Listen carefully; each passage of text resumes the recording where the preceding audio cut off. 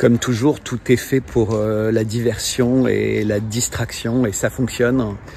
Et ça fonctionne. D'ailleurs, la preuve, c'est le piège.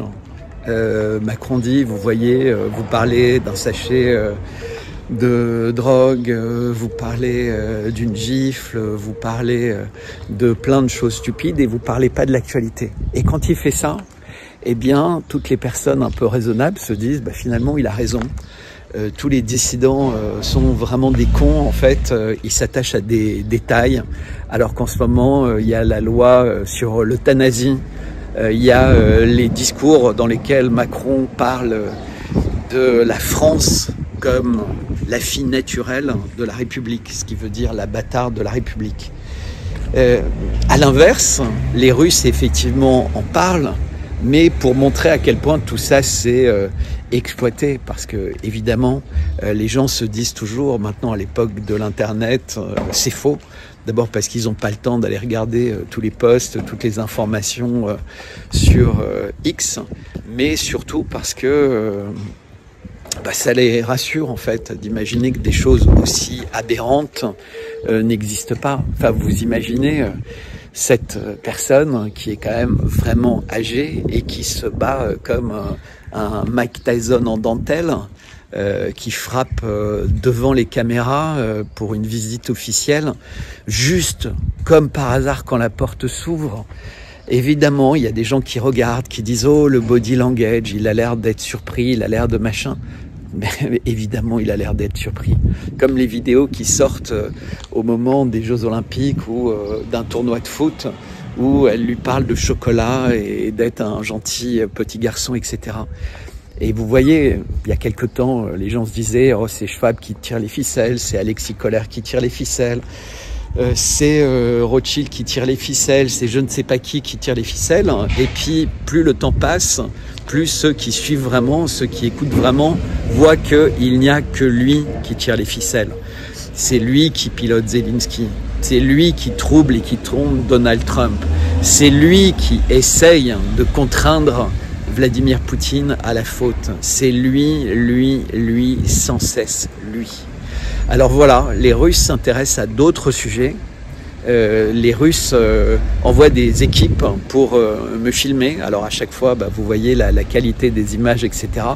Et c'est ce que vous allez voir dans la suite de cette vidéo. Alors en parallèle, j'ai lancé ce que j'appelle un peu un guide de l'information en ligne. Un peu comme pour être un guide gastronomique. Alors évidemment, on sait tous, les guides gastronomiques sont totalement imparfaits, comme les guides pour les films, les guides pour les livres, les guides pour tout ça. Il y a une part de subjectivité, une volonté d'objectivité, mais l'impossibilité finalement de parler tout le monde, comme je l'explique dans une lettre Substack qui va sortir dans la journée. Il y a une telle exhaustivité, il y a un tel nombre de personnes, il y a une telle activité, il y a un tel foisonnement. Voilà, l'idée c'est plus d'utiliser ça pour avoir des réflexes, pour essayer d'être synthétique. J'espère que je vais continuer à faire vivre cela. Voilà, encore une fois, je vous invite véritablement à découvrir mes lettres sur Substack. Il y a, je sens de plus en plus une volonté d'y consacrer son temps, parce qu'en fait les gens découvrent qu'une fois qu'ils commencent à les lire, eh bien c'est quelque chose qui les nourrit, parce que la lecture est complètement différente de tous les autres moyens. Évidemment ça prend du temps, évidemment c'est difficile. Voilà, je vais essayer de finir avant que de nouveau il y ait du bruit autour de moi. C'est la complexité de faire ces vidéos dans la rue, entre deux trains, entre des interviews. Évidemment, j'y prends beaucoup de plaisir. C'est visage découvert. Vous entendez ce que j'ai dans les tripes, ce que j'ai dans le cœur, dans l'âme. Mais surtout, vous pouvez le lire en vous intéressant à mes lettres Substack. Donc, n'hésitez pas à me contacter à bertrand@55bellechasse.com, bertrand@55bellechasse.com. Sinon, là, vous avez une interview uniquement autour de la franc-maçonnerie et Macron et la franc-maçonnerie, réalisée pour pour une grande chaîne fédérale russe. Des extraits de cette vidéo ont été passés dans une émission. D'après les informations que j'ai, il y avait plus de 17 millions de personnes devant les écrans. Donc voilà, c'est un sujet qui commence à les intéresser. Jusqu'à là, ils regardaient ça de loin, nos amis russes, nos frères russes. Maintenant, ils regardent ça de près. Je pense que les Américains aussi sont de plus en plus sensibilisés à tous ces sujets parce qu'il y a quelque chose véritablement de troublant dans tout ce qui se passe autour de ces sociétés secrètes dont avait si bien parlé John Fitzgerald Kennedy et d'autres. Voilà. À bientôt, merci de vos commentaires, accompagnez-moi et toujours n'hésitez pas si vous voulez découvrir du bon miel, pareil, vous me contactez. Si vous voulez faire des dons, envoyer des chèques ou autres, ben voilà, tout ça c'est indispensable, c'est une forme d'union fait la force, donc n'hésitez pas, je vous dis à bientôt, bonne vidéo, merci de partager, merci de commenter, c'est indispensable, hein, y compris pour les Let's Substack, parce que si vous ne partagez pas, si vous n'en parlez pas, si vous n'en discutez pas, eh bien ça reste un peu comme une bouteille à la mer qui arrive sur une île déserte. Et ça a un petit côté évidemment frustrant, cette île déserte. Mais bon, moi je continue hein, depuis maintenant 1 an et demi et j'ai l'impression que petit à petit, encore une fois, vous êtes de plus nombreux à y trouver beaucoup d'intérêt. Alors de plus en plus régulièrement, les lettres pendant 2-3 jours en partie sont réservées aux personnes qui me le demandent et je le fais évidemment gratuitement de leur ouvrir les lettres sans condition, sans leur demander rien, et ceux qui décident finalement de participer à cet effort financièrement parce qu'ils en ont les moyens, parce qu'ils en ont la volonté et parce qu'ils considèrent que eh bien c'est une lettre, c'est un compte qui mérite leur attention dans un premier temps et ensuite leur gratitude. Voilà, à bientôt, merci, bonne vidéo.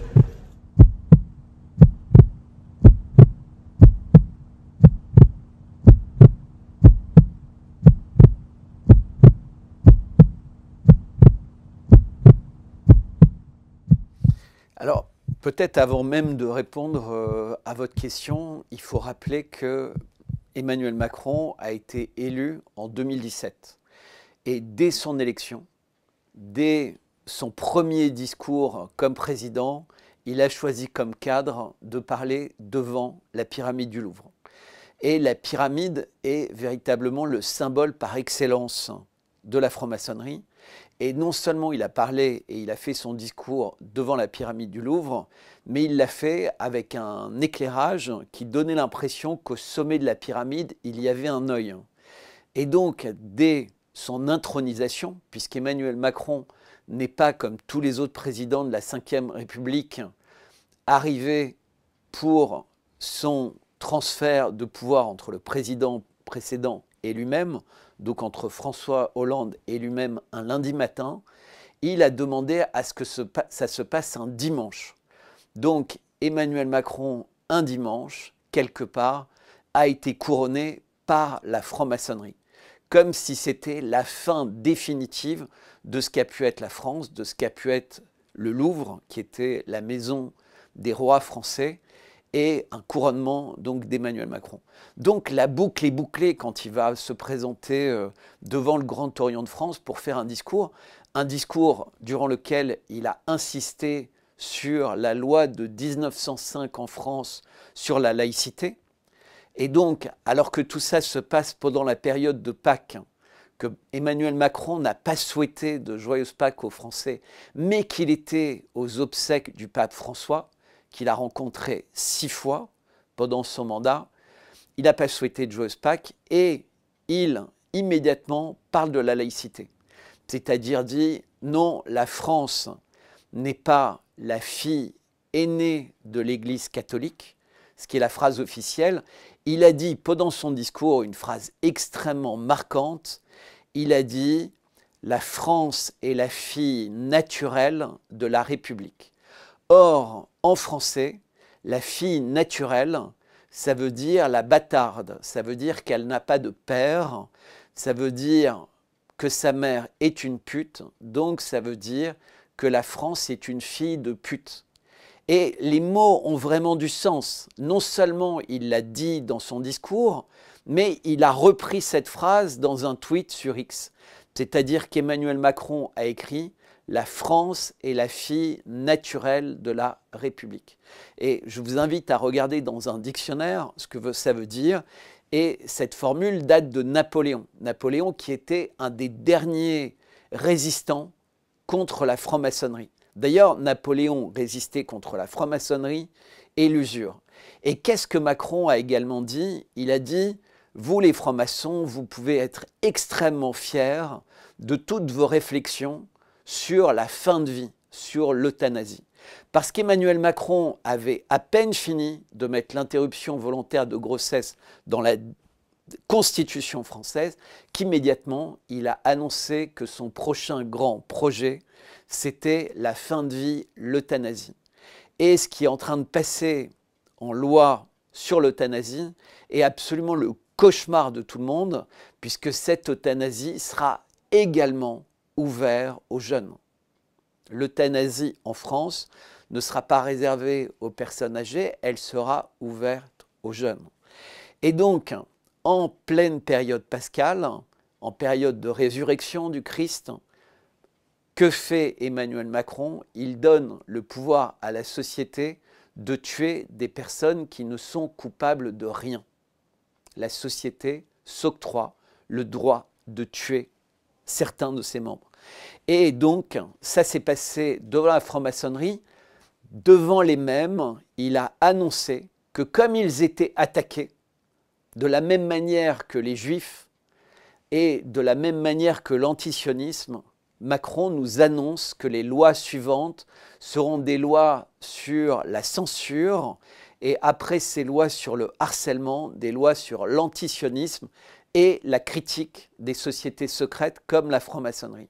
Et donc on voit également qu'après avoir décidé que l'euthanasie était ouverte, comme je viens de le dire, il décide que la liberté de parler, la liberté de penser, la liberté de critiquer des États qui sont acteurs de génocide ou soutien de génocide sera interdite en France. Et donc on va véritablement vers la mort de l'âme après la mort des corps, la mort de l'âme également étant la cible de la laïcité, puisqu'elle l'empêche d'avoir ouvertement sa foi affichée et également un apprentissage de la foi à l'école. Alors on sait que beaucoup de personnalités politiques importantes, par exemple à l'Assemblée nationale française, mais dans les sénats, les congrès pratiquement partout dans le monde, il y a énormément de membres de la franc-maçonnerie ou de sociétés secrètes équivalentes. On pourrait d'ailleurs considérer que le Forum économique et social avec ses Young Leaders est une forme de société secrète, puisqu'il y a des réunions qui sont réservées, il y a des réflexions qui restent à l'intérieur de ces conclaves, entre guillemets, et qui ne sont pas rendues publiques. Mais parmi ceux qui sont vraiment connus, on pourrait citer Washington, on pourrait citer Lincoln, mais également Rockefeller, Ford, qui sont connus pour avoir fait partie de sociétés secrètes. Et c'est important parce qu'en réalité, quand on regarde le parcours de quelqu'un comme Rockefeller et toute la famille, mais pareil avec les Ford, on voit l'influence qu'ils ont eue dans la société américaine. Rockefeller a été un des plus grands défenseurs, par exemple, de la vaccination dans les universités américaines. C'est-à-dire qu'il a énormément œuvré pour que la vaccination apparaisse comme l'alpha et l'oméga des études médicales. Et on voit d'ailleurs, il en est sorti des formules typiques de la franc-maçonnerie, du style « ça va, ça vax » ou « tous vaccinés, tous protégés », qu'on nous a bassinés pendant la période Covid et tout le temps depuis. Alors que ce qui se passe aux États-Unis, mais dans beaucoup de pays du monde, c'est qu'on se rend compte aujourd'hui qu'en fait, avec la vaccination massive, on a de l'autisme. Pendant la période du Covid, où on a vacciné des milliards de personnes, on n'a eu aucun résultat probant, à part des milliards dépensés, un enrichissement abusif des laboratoires médicaux et énormément d'effets secondaires. Je ne vais pas rentrer trop dans le détail, mais Des maçons connus, il y en a beaucoup, mais évidemment, ils ne le crient pas sur les toits pour pas qu'on puisse remettre en cause, entre guillemets, leurs actions sous couvert de franc-maçonnerie. On le découvre souvent plus tard. Et il y a différents types de loges, en plus ou moins puissantes, et à l'intérieur des loges, des personnes qui ne font pas partie de ce qu'on appelle la partie vulgaire de la loge, en fait, pour les rangs inférieurs. Donc, ils ne sont pas connus par l'ensemble des personnes que pourtant ils influencent. Alors, oui, les théoriciens du complot attribuent beaucoup de projets à la franc-maçonnerie. Alors, moi, je pense que la franc-maçonnerie, qui existe réellement depuis le XVIIIe siècle, a été infiltrée, et on y reviendra peut-être dans les questions. Mais ce qui est sûr, c'est que les Georgian Guidestones, qui ont été détruites il y a 2 ans aux États-Unis, écrivaient par exemple que la population mondiale devrait être limitée à 500 millions de personnes, alors qu'aujourd'hui on est 8 milliards. Ça, typiquement, ce sont des pensées qui sont attribuées aux francs-maçons et qui sont des manières de lancer une bouteille comme ça à la mer pour voir comment les gens réagissent par rapport à un eugénisme de cette taille. Il y a beaucoup de personnes d'ailleurs qui pensent que la vaccination, les vaccins qui ont été massivement injectés aux personnes, avaient pour objectif d'avoir un impact sur la fertilité. On voit d'ailleurs qu'à Gaza, il y a une baisse énorme de la fertilité. Est-ce que tout ça fait partie d'entreprises pour baisser le nombre de personnes qui naissent aujourd'hui? C'est tout à fait possible, puisque le taux de natalité partout dans le monde a baissé et est actuellement sous la barre des 2 à l'échelle du monde entier. En Europe, on est parfois sous la barre des 1,5 et dans des pays comme le Japon, on n'est même pas à 1. Donc, la population mondiale risque de chuter très fortement dans les prochaines années. Mais ce n'est pas tout ce qu'on attribue à la franc-maçonnerie. On leur attribue également la destruction de la structure familiale. Est-ce qu'ils sont impliqués dans le wokisme, dans le LGBTQ+? On leur attribue la destruction du genre. On leur attribue l'IVG comme moyen de contraception.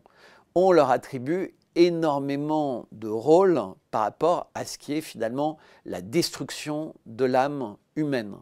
Et en ça, il y a des liens très forts entre le livre, le Talmud, qui prévoit exactement le même genre de choses pour tous les non-juifs, et ce que promeut la franc-maçonnerie. Et donc il y a beaucoup de complotistes qui disent qu'il y a des liens très nets entre les deux. Moi, je n'ai jamais lu le Talmud, j'ai vu des extraits, j'ai vérifié qu'ils étaient exacts en demandant à des intelligences artificielles si c'était des textes exacts. Et effectivement, il y a beaucoup de choses troublantes.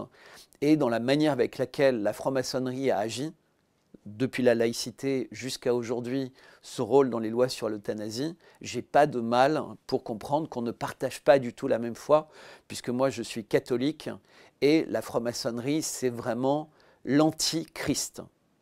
Et c'est peut-être pour ça d'ailleurs que Macron est aussi présent avec eux, puisque lui-même se présente comme un personnage eschatologique dans ses discours et dans ses portraits officiels. Alors non, il ne s'agit pas des mêmes groupes. Les mondialistes sont souvent des chefs d'État, des chefs d'entreprise qui affirment publiquement leur position pour des raisons commerciales, pour des raisons sociologiques, pour des raisons de flux de migrants ou autres. Les francs-maçons sont des sociétés secrètes, sont des lieux dans lesquels la pensée est enrichie. Ça va être plutôt les cabinets de conseil en stratégie des globalistes, c'est-à-dire qu'ils vont donner des éléments de langage partout dans le monde aux personnes qui veulent défendre le mondialisme et le globalisme pour expliquer, par exemple, que économiquement, c'est intéressant d'avoir la même monnaie, d'avoir le même gouvernement. En ce moment, ce qui se passe, par exemple, à l'OMS, c'est qu'il y a de grosses discussions pour que l'OMS gère la santé de tous les pays du monde ou de la plupart des pays du monde en cas de pandémie. Donc, typiquement, là, on est dans des actions auxquelles pourraient collaborer à la fois les mondialistes, les globalistes et la franc-maçonnerie, puisqu'on est sur des lieux de jonction, en fait. C'est de déposséder les peuples de leur capacité de décider. C'est-à-dire de considérer qu'il y a des sociétés secrètes qui sont capables de mieux penser que ce qui pourrait se passer dans des débats ouverts et au sein de la société. Donc c'est des groupes qui pensent qu'ils sont mieux à même de décider ce qui est bien pour les peuples. Et donc, assez vite, une fois qu'on comprend ça, on comprend pourquoi tous les grands médias sont contrôlés par les mêmes personnes, tous les instituts de sondage sont contrôlés par les mêmes personnes, et qu'il est extrêmement difficile de faire la politique dans le moindre pays du monde si on est critique envers la politique de l'État d'Israël, envers la franc-maçonnerie et envers finalement les grands groupes de presse ou les grands instituts de sondage, puisque ce sont eux qui font la pluie et le beau temps. Alors, c'est un penseur qui s'appelle Curtis Yarvin qui a créé le concept de Dark Illumination. Donc, à partir du moment où on considère que tout ce que dit la franc-maçonnerie, il faut considérer qu'en fait, il pense l'inverse. Donc, quand il parle de fraternité, en fait, il parle d'élite et de rien du tout. Et donc, Curtis Yarvin dit « Les francs-maçons nous disent qu'ils sont finalement les lumières des sociétés ». Et c'est un peu l'idée de la Révolution, le siècle des Lumières, puisque la Révolution française a été complètement infiltrée par la franc-maçonnerie, qui avait déjà commencé à prendre le pouvoir un peu avant, ce qui explique qu'à Notre-Dame de Paris, le sol de la cathédrale est un sol en damier. Ce qui montrait qu'en fait la franc-maçonnerie était en train de prendre le contrôle des lieux religieux. Et ce n'est pas du tout neutre, puisqu'avant Notre-Dame de Paris, il n'y avait aucune cathédrale qui avait des sols en damier blanc et noir. C'était toujours des sols qui étaient plutôt brun, beige, voire blanc, puisque l'idée c'était d'avoir un sol très neutre et de regarder vers le haut, de regarder les vitraux, de regarder, puisqu'en fait la religion est censée élever. Or la franc-maçonnerie nous donnait envie de regarder vers le bas, vers un plateau d'échecs ou un plateau de dames, appelez ça comme vous voulez, un plateau de stratégie.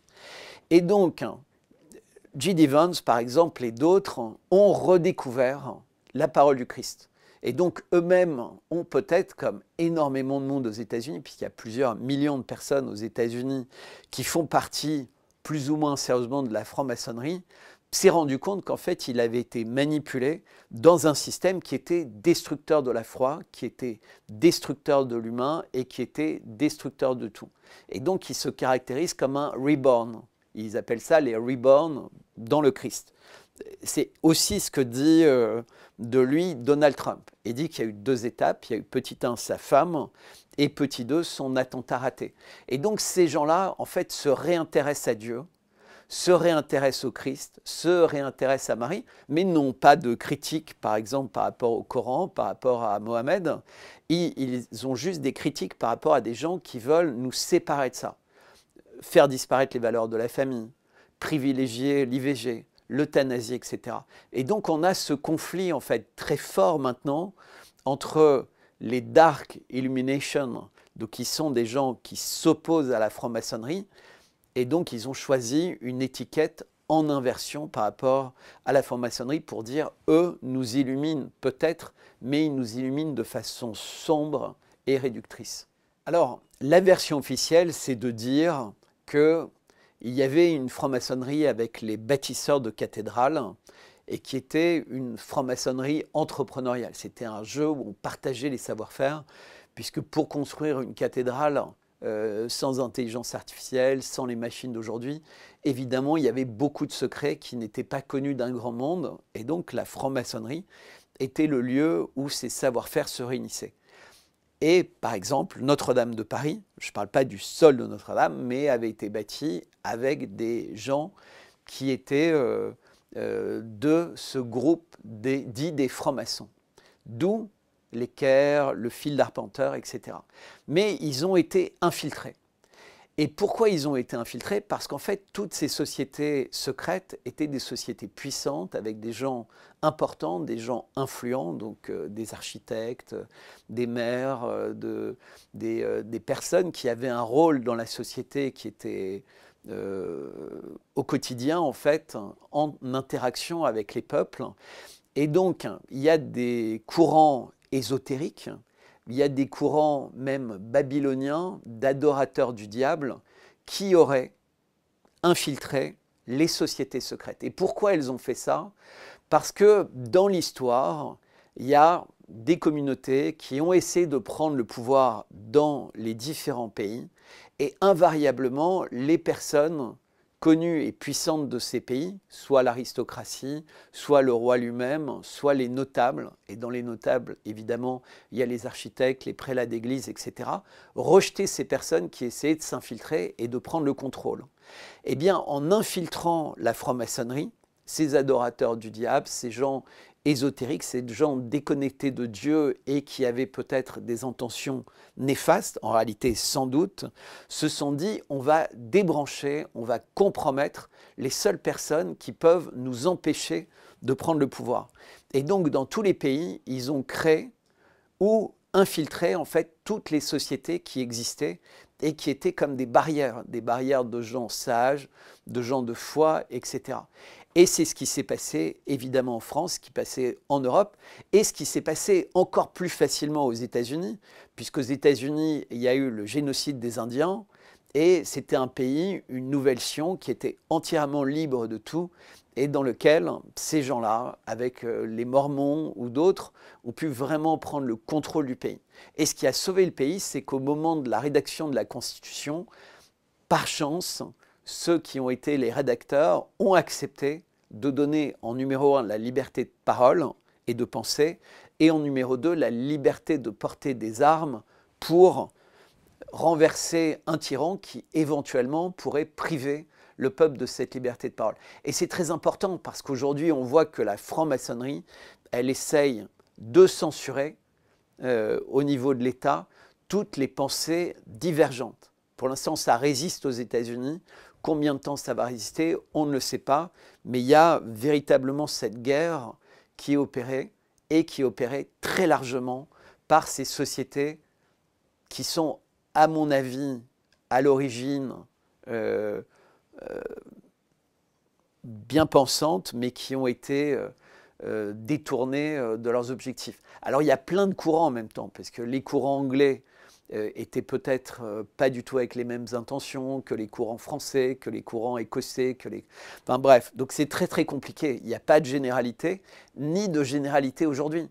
Quand moi je m'exprime aujourd'hui sur la franc-maçonnerie, je ne m'explique pas sur les dizaines ou les centaines de milliers de personnes qui sont là-bas naïvement, qui pensent œuvrer pour le bien collectif et qui ne se rendent pas compte qu'en fait ils ont rejoint une matrice dans laquelle ils vont être détruits jour après jour, réunion après réunion, pour être compromis et pour devenir les ennemis de la cause qu'ils pensaient défendre en rejoignant ces sociétés secrètes.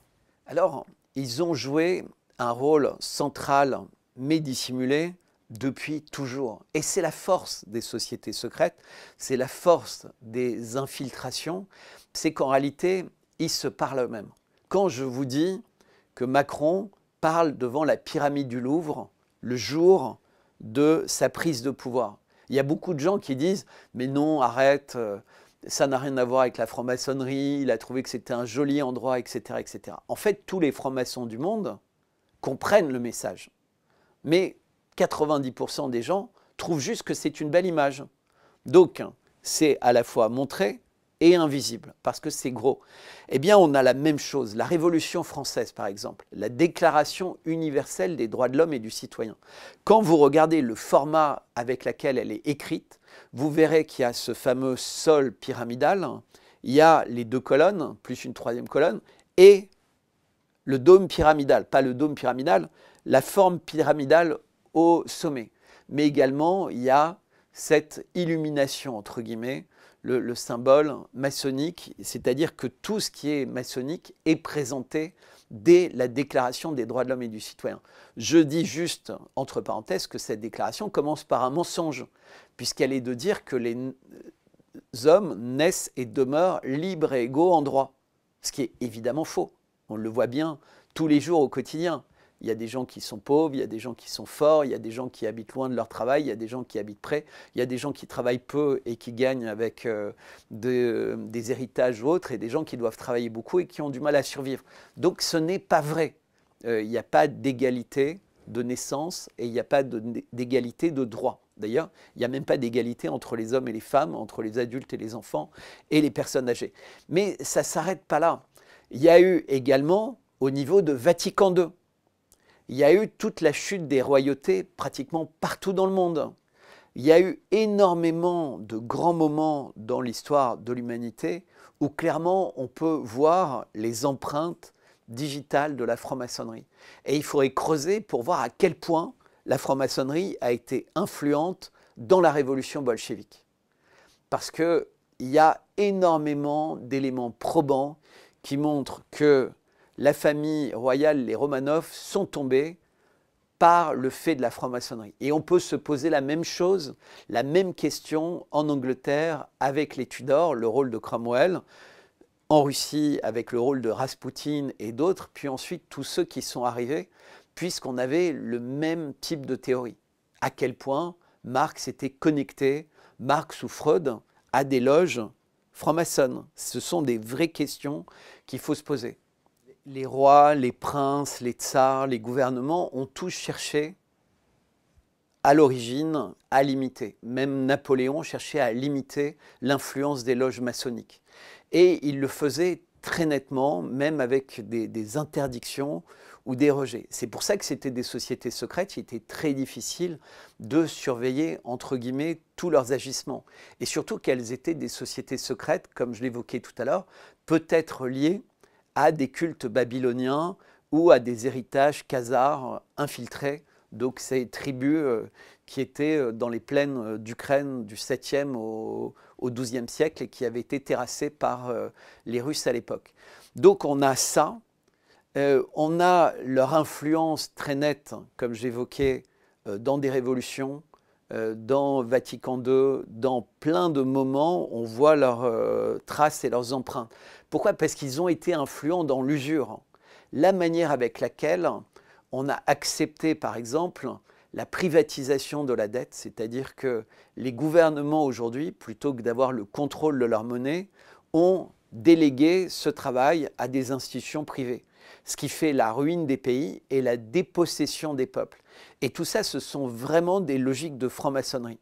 C'est-à-dire œuvrer pour les élites et avoir des peuples esclaves et dociles, mais auxquels l'État peut dire « ne vous inquiétez pas, Dieu n'existe pas, mais l'État pourvoit à tous vos besoins ».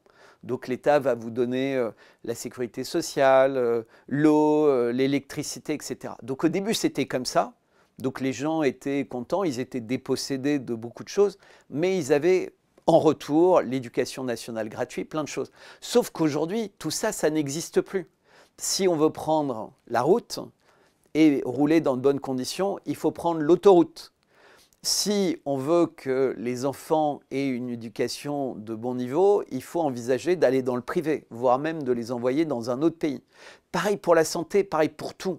C'est-à-dire qu'aujourd'hui, pour prendre rendez-vous chez un dentiste, parfois il faut attendre 2-3 mois. Et si on a une urgence, il faut aller à l'hôpital où on peut attendre parfois 1 jour avant d'être traité. Ça, c'est l'état aujourd'hui de notre pays, la France, qui a complètement trahi, entre guillemets, le contrat social qui était promis par cette république laïque, franc-maçonne.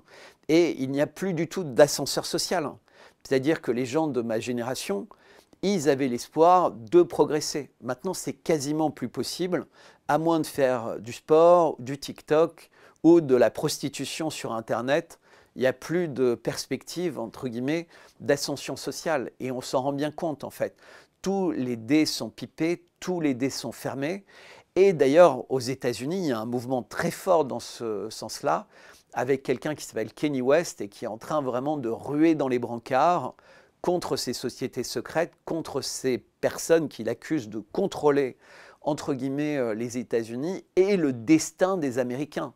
Et donc il essaye, comme beaucoup de personnes en France, et moi j'essaye de le faire aussi, d'alerter sur un monde dans lequel, au lieu de nous libérer, on nous enferme, au lieu de nous apprendre à penser par nous-mêmes, on apprend à avoir une pensée conforme, et au lieu de nous inviter à découvrir le monde, on nous fait culpabiliser à l'idée de sortir de chez nous. Par définition, c'est une société secrète parce qu'elle va attirer plus de monde. Les personnes adorent le mystère, ils adorent le côté élitiste de faire partie de quelque chose qui est privé, qui n'est pas ouvert à tout le monde, dans lequel Ils ont l'impression qu'ils ont été choisis parce qu'ils avaient des capacités intellectuelles ou sociales qui étaient supérieures. À l'intérieur de la franc-maçonnerie, il y a différents rangs. C'est-à-dire il y a des personnes de rang inférieur et qui n'ont pas accès à des choses auxquelles accèdent des personnes de rang supérieur, et ainsi de suite. Donc, y compris à l'intérieur de la franc-maçonnerie, il y a des secrets. Donc, les gens ont envie de passer des strates, des niveaux, et quand ils passent des niveaux, finalement, ils abandonnent de plus en plus de leur humanité, puisqu'il y a des cérémonies, en fait, qui invitent les gens à laisser derrière eux toutes les croyances et toute la foi qu'ils pouvaient avoir en eux, en la famille, etc., etc. Alors pourquoi ces secrets? Parce qu'en fait, ils ne veulent pas qu'on sache que c'est leur pensée écrite, formalisée, qui influence les lois.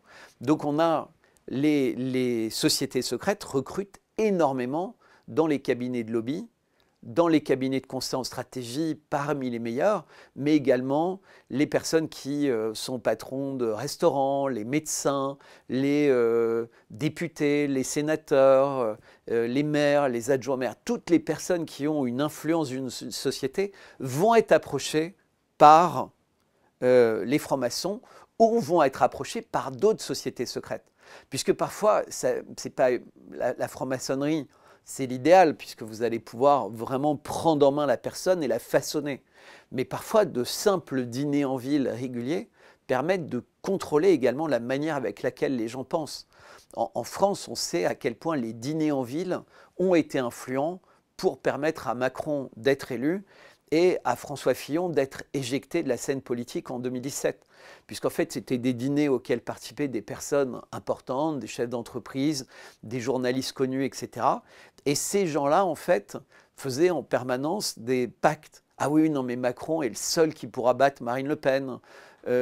François Fillon a trop de casseroles, il va tomber, autant l'abandonner tout de suite, ça ne sert à rien de perdre du temps.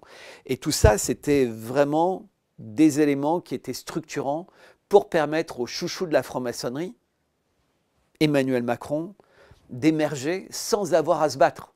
Puisqu'en fait, la franc-maçonnerie faisait le travail d'éliminer, de détruire toute la concurrence.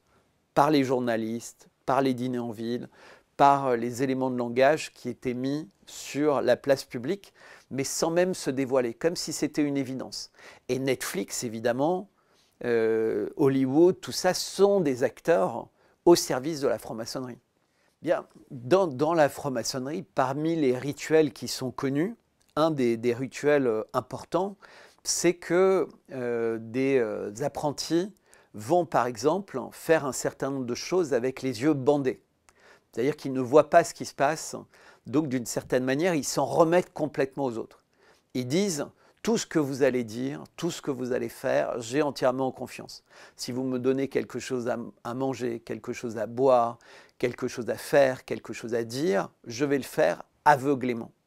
Et donc ça fait partie des rituels. Il y a des rituels aussi d'invocation ésotérique. Rejeter Dieu, rejeter le Christ, rejeter la Vierge Marie. Donc ce sont des choses, une fois que vous l'avez fait, devant ce groupe auquel vous faites une confiance aveugle, il n'y a plus de retour en arrière. Mais vous pouvez avoir également des choses par rapport à la sexualité, par rapport à la compromission, par rapport à la corruption aussi. C'est-à-dire qu'il y a énormément de personnes d'ailleurs qui considèrent qu'en allant dans la franc-maçonnerie, ils vont être protégés les uns les autres. Est-ce que tu pourrais me donner ce dossier-là? Est-ce que tu pourrais me dire la liste des participants à ça? Est-ce que tu pourrais m'alerter si telle personne, quand il vient dans ton hôtel, il y a des prostituées ou des gens qui viennent comme ça? Est-ce qu'il a payé pour voir des films porno? Est-ce que c'est tout ce qui va permettre de documenter et de ficher les gens en complément de tout l'espionnage qui est fait déjà au niveau des États et des gouvernements? Et donc c'est la possibilité de contrôler le maximum de personnes, d'avoir des informations qui circulent. Évidemment, il y a beaucoup de personnes qui ne réalisent pas ou qui ne veulent pas accepter, qui font partie de ça. Et en le disant, évidemment, je vais choquer, parce que on va dire, mais non, c'est très complotiste de le dire, etc. Non, les rituels dont je parlais, sur le fait d'avoir les yeux bandés, c'est pas du tout complotiste. le fait de prêter des serments et de rejeter Dieu au fur et à mesure de l'ascension, c'est pas complotiste. Le fait d'être compromis, évidemment, ça se passe dans n'importe quel groupe. Un copain qui peut dire ah, ferme les yeux là-dessus, j'ai fait une bêtise, etc. Mais c'est peut-être parfois plus industrialisé, plus organisé, plus classique au sein de la franc-maçonnerie, puisqu'ils ont un devoir d'entraide entre eux. Et on sait bien que quand on a un devoir d'entraide avec quelqu'un qui est censé être plus important que sa propre famille, on va fermer les yeux. Quel parent dénoncerait un enfant criminel ? Il y en a beaucoup qui se diraient « je vais faire comme si je n'avais pas vu et puis je vais l'aider à effacer les preuves ». Donc vous imaginez dans un système comme celui-là jusqu'où ça peut aller, malheureusement. Je pense que la franc-maçonnerie, au fil du temps, est devenue de plus en plus nuisible à la société, puisqu'elle nous a totalement déconnectés du spirituel pour le matériel. On est dans des sociétés dans lesquelles la consommation est poussée à l'outrance, l'individualisme est poussé à son maximum et les gens sont déconnectés, entre guillemets, de toute pensée structurante, de toute réflexion qui dépasse, entre guillemets, les schémas autorisés. Typiquement, aujourd'hui, on est dans une société dans laquelle les gens peuvent savoir qu'il y a des personnes qui meurent de faim dans un ghetto, sous blocus, bombardées, et ne même pas vouloir se poser de questions, parce qu'on leur a expliqué que les personnes qui faisaient ça étaient le dernier rempart pour empêcher nos banlieues d'exploser et la France d'être envahie, entre guillemets, par des hordes de sauvages. Et donc, les personnes ne réfléchissent même plus, n'ont même plus de bon sens. Ils ne se rendent pas compte que c'est le fait de laisser faire ça qui ouvre la porte à toutes les extrémités.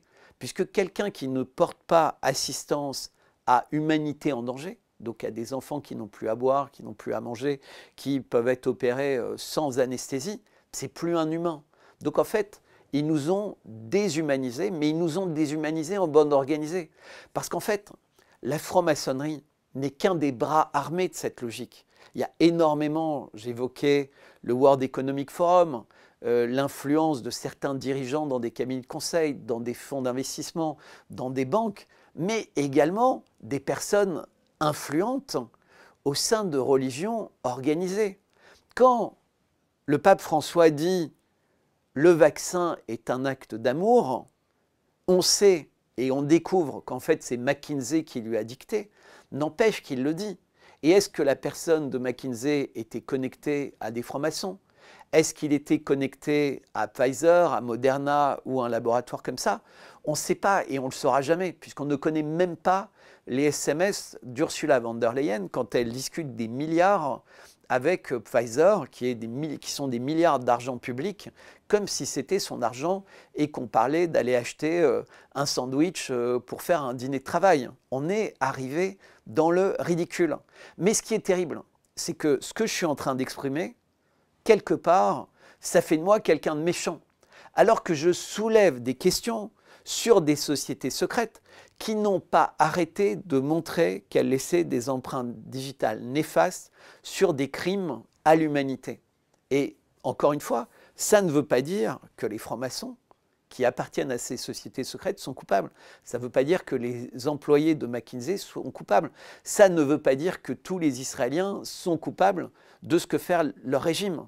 Mais n'empêche que si on considère que tous les Palestiniens doivent être considérés comme coupables de ce que fait le Hamas, on est quand même en présence d'un énorme double standard. Parce que comment dire dans la même minute, dans la même journée, pas d'amalgame quand ça arrange certaines personnes et amalgame quand ça les arrange?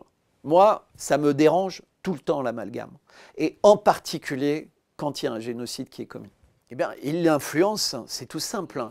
Les francs-maçons recrutent dans toutes les strates de la société ceux qu'ils considèrent comme les meilleurs, mais également qui sont capables de rentrer dans leur propre matrice.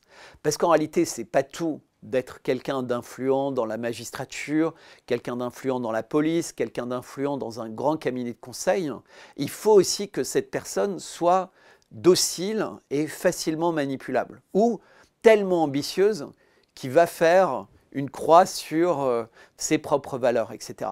Donc la franc-maçonnerie prend le contrôle de tout ce qui l'intéresse. Et typiquement, avant une loi, par exemple, sur l'euthanasie en France, eh bien, la franc-maçonnerie s'est approchée des années avant de médecins, de docteurs, d'artistes, de penseurs qu'ils ont insérés dans certaines de leurs loges et qu'ils ont fait travailler sur ces sujets avec d'autres personnes. Et ensuite, tout ça va être mis dans des articles dans la presse de province, ça va être mis dans des émissions à la télé. Et les gens ne sauront pas que le médecin qui parle est un franc-maçon. Les gens ne sauront pas que le journaliste qui signe le journal est un franc-maçon. Et il faut bien savoir que ce qui a été écrit dans une loge ne reste pas forcément dans la loge. Ça monte, ça monte, ça monte, et si c'est considéré de bonne qualité, ça va se diffuser dans toutes les loges, mais pas forcément qu'en France. Ça va aller dans d'autres pays. C'est-à-dire que les meilleures pratiques au sein de la franc-maçonnerie se diffusent. Pourquoi? Parce que la franc-maçonnerie est le fruit de milliers, de centaines d'années d'infiltration des sociétés pour renverser tout l'ordre établi, pour détruire la foi, pour détruire la famille, pour détruire l'envie d'avoir des enfants, mais également pour détruire la nature. Vous imaginez que ce sont les mêmes personnes qui ont réussi à faire des raisonnements qui disaient que les vaches pètent, qu'elles ont un impact sur le CO2 dans l'atmosphère, donc il faut tuer les vaches. Alors qu'en fait, n'importe quel paysan leur expliquera que c'est totalement l'inverse et que c'est parce que les vaches sont comme ça que la nature et les campagnes sont aussi belles. Mais vous voyez, on ne s'adresse jamais aux bonnes personnes quand la franc-maçonnerie a décidé de s'intéresser à un sujet. Alors, encore une fois, il n'y a pas de preuve nette, mais typiquement, parmi les rites de la franc-maçonnerie, on a les minutes de silence. On a le fait de dire aux gens à 20 h, allez applaudir à la fenêtre pour féliciter les soignants. Alors que dans le même temps, la franc-maçonnerie a expliqué qu'il fallait détruire l'hôpital, hein, qu'il y avait trop de chambres, il y avait trop de ceci et cela. Donc on a tout le temps cette manipulation qui est également dans les films à Hollywood, dans les journaux, dans toutes ces choses-là. C'est la répétition, vous savez. C'est ce proverbe chinois qui dit « goutte à goutte, vous allez réussir à détruire n'importe quelle résistance ». Eh bien, goutte à goutte, on casse toutes les barrières. L'IVG dans la Constitution, l'euthanasie, bientôt la censure.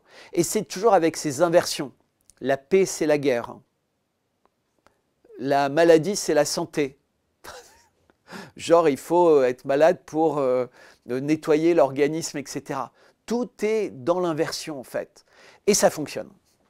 Alors, je ne pense pas que les principes de la franc-maçonnerie soient compatibles avec ceux des grandes religions, et en particulier avec le christianisme. Et on voit bien, puisque la franc-maçonnerie a participé aux révolutions, que ce soit en France, aux États-Unis ou partout, et donc à la disparition plus ou moins rapide des monarchies qui étaient en place, et a influencé dans les églises en infiltrant les églises et en faisant prendre des décisions qui étaient contraires au texte sur lequel reposaient les églises. Il y a des gens qui disent que la franc-maçonnerie, c'est un peu comme une forme de magie noire à l'intérieur des sociétés. Il y a même des gens qui disent, dans la franc-maçonnerie, il y a des réunions avec des incantations. Il y a des réunions avec des égrégores négatifs. Moi, je n'ai pas assisté à ça, mais il y a des gens qui ont été au sein de la franc-maçonnerie, qui révèlent ce qu'ils ont vu à l'intérieur et qui disent que la franc-maçonnerie pourrait être impliquée dans de la magie noire, brutalement, dans des personnes qui jettent des sorts sur d'autres personnes. Mais également, ça peut être des contrats pour assassiner quelqu'un, pour nuire à la réputation de quelqu'un, pour détruire la carrière de quelqu'un. On a énormément d'exemples comme ça. Et à l'inverse, favoriser celle d'un autre.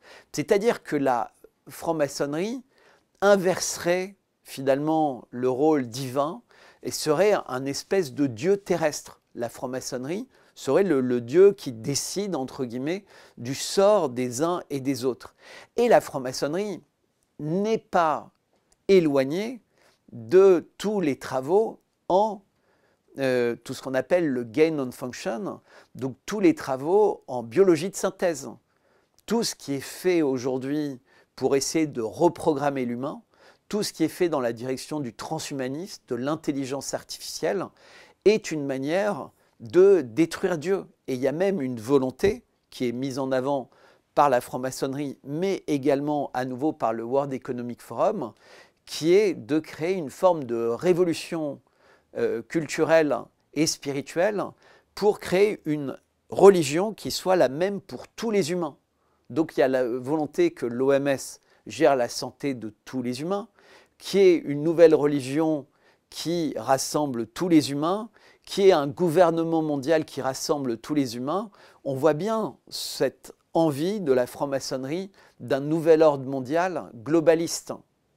Beaucoup de personnes qui se sont attaquées ou qui se sont inquiétées de l'influence nuisible de la franc-maçonnerie ont vu leur vie détruite. On peut parler de Pie IX, on peut parler de Léon XIII, pas le nouveau pape, Léon XIII, le dernier qui a porté ce nom et qui avait attaqué la franc-maçonnerie et il a quasiment dans la foulée disparu. On peut s'intéresser au destin de John Fitzgerald Kennedy, qui avait fait de nombreux discours les mois précédant sa mort sur les sociétés secrètes et en particulier la franc-maçonnerie. Mais on peut aussi parler de Solzhenitsyn.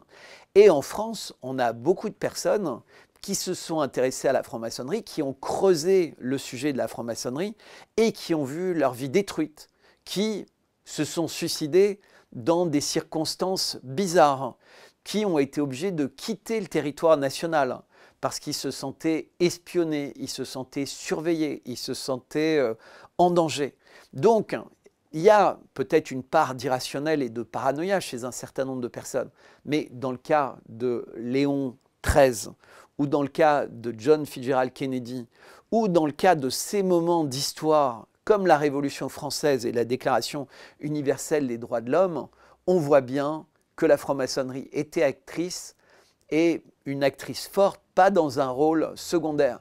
Donc on comprend que ça puisse faire peur, puisque quand on est capable de faire une révolution, de guillotiner des rois, de créer énormément de tort à des papes en fonction, et même peut-être de participer ou d'influencer ou de jouer un rôle pour l'assassinat d'un président en exercice aux États-Unis, évidemment, un journaliste qui s'intéresserait à ce sujet-là, et a fortiori un journaliste citoyen, peuvent avoir très très peur. Je sais qu'en faisant moi-même cette vidéo, j'ai beaucoup de personnes qui vont me dire « mais t'es complètement fou, tu t'attaques aux gens les plus puissants du monde ». Alors je ne le crois pas.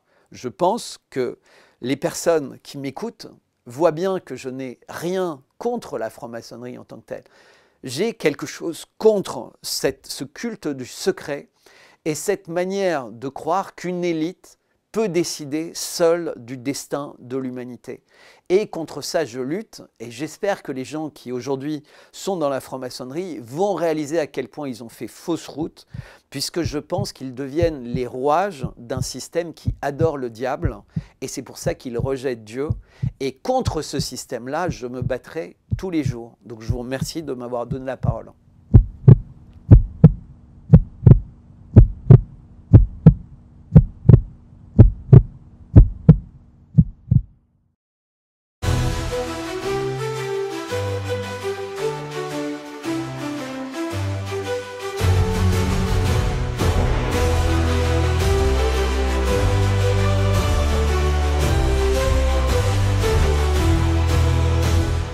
Loud and more loud, the crowd will swell, the people shouts responding well, o'er the land in glad news tell. From sea to sea, from pole to pole, the echoes of that bell shall roll, till freedom comes through every soul. Ring, ring, exclaims the watching boy, the bell responds with notes of joy. Freedom's proclaimed in sweet and low.